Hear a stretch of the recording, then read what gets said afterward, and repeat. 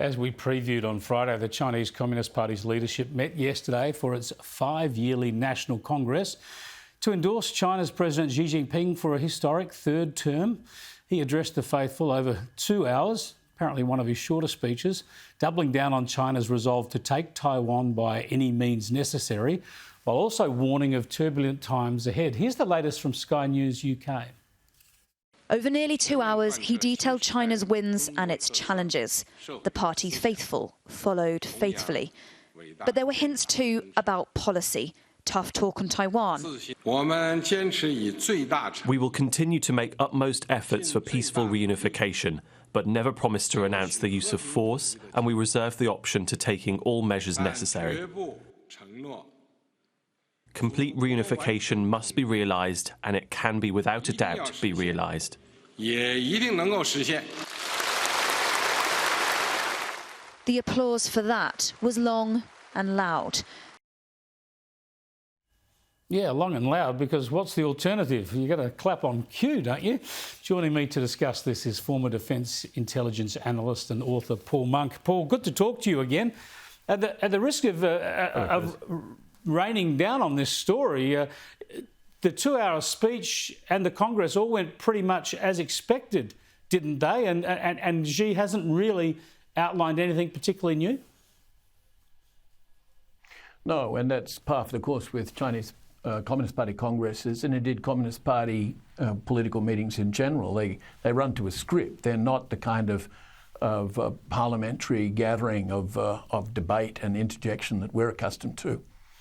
I like to think, when I ponder what's gone on in Beijing in the last couple of days, of the 17th Party Congress in the old Soviet Union. It was dubbed the Congress of Victors. Well, it was a strange kind of victory. What they'd done is forced collectivization, which had been catastrophic and led to the deaths of millions of people. And Stalin should have gone in any democratic system for sure, but he didn't. And he went on from bad to worse. Xi Jinping has been governing badly. He's made a lot of mistakes already, and an attack on Taiwan, if he ventured down that path, would have dire consequences for China. In fact, I don't think enough people quite realise how serious a blunder it would be if they actually took that step. Now, ordinarily, China would be looking to bring in a new leader now. He's extended the term. There's talk about him being president effectively for life. He looks very, very powerful at the moment. He's managed to thwart or undermine any of his dissidents or rivals within the leadership. Just how safe is he, though, and how long could you see him remaining at the helm? Well, there's an old saying about dictators that they appear to be solidly entrenched in power until they're not, because the system is brittle. You know, dissent is shut down, sycophants gather around, propaganda is disseminated, and we're led to believe that everybody harmoniously supports the great man. That's simply because people are not allowed to do otherwise. And we know that Xi Jinping has had people assassinated. He's had critics, including billionaire critics in the private sector, imprisoned for up to 18 years. For publicly criticising him. That's the kind of regime he runs. That's not going to make anybody popular. Will he be toppled anytime soon? Very hard to say. Will he die in office and leave a gaping hole because he has not allowed anybody to arise to a position of competence to succeed him? That's possible as well. What we can be certain of it is he has taken China backwards by asserting this authority. He has regressed politically, and it's not good for China and it's not good for the world. He's been more assertive diplomatically too, in a strategic sense, and it's been harder for the West to report on what's going on in China, with journalists generally not going there. Do you think with the Congress behind him, he's likely to be even more assertive, even more aggressive, or do you expect continuity in the near term? I think continuity would mean an assertive foreign policy. Yeah. I mean, that's what he's been his hallmark. He pioneered so-called wolf warrior diplomacy, which has lost China a great deal of respect and credibility around the world, something he appears not to appreciate.